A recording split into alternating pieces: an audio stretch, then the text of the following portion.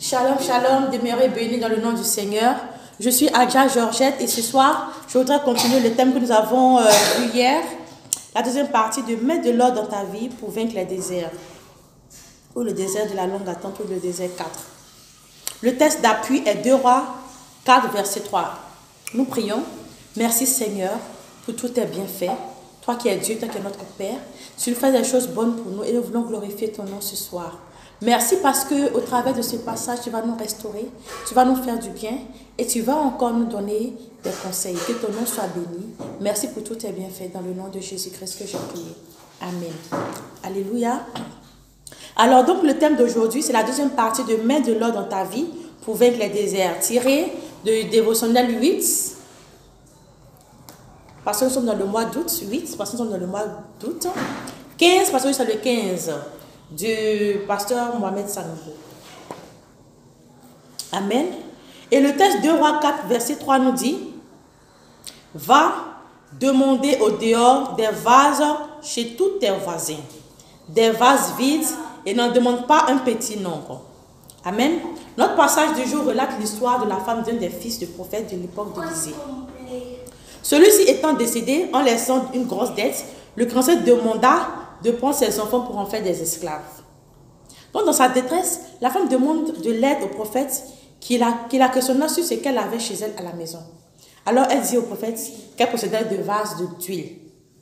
Élisée, sachant que la gloire de Dieu viendrait sur elle, il lui recommanda d'emprunter une grande quantité de vases chez ses voisines.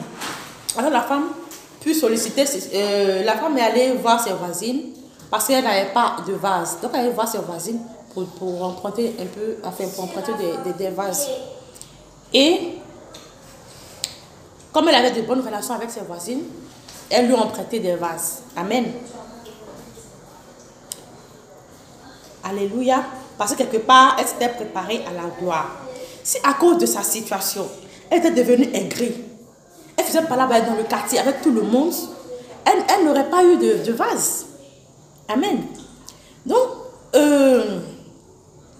ça faisait parler, comme je disais tantôt, avec tous ses voisins, sous prétexte que dans sa disette, personne n'est venu à son aide, il n'y a pas eu, personne ne se souciait de sa vie, d'elle. En tout cas, le miracle de Dieu n'aurait pas eu lieu dans sa vie. Malgré sa situation difficile, elle avait gardé de bons rapports avec tous ses voisins. Sans quoi, elle n'aurait même pas eu le courage d'aller demander quoi que ce soit à un voisin ou à une voisine. Et nous alors, quelle est notre attitude pendant cette épreuve de longue attente? Quelle est notre attitude pendant ces temps difficiles, pendant ces temps d'épreuve, de désert 4? Gardons notre joie de vivre. Continuons d'espérer en Dieu, qui nous a appelés et qui nous a promis de toujours être avec nous, quoi qu'il arrive. L'huile ici représente le Saint-Esprit. Il s'est déversé en fonction des vases qui étaient préparés. Amen.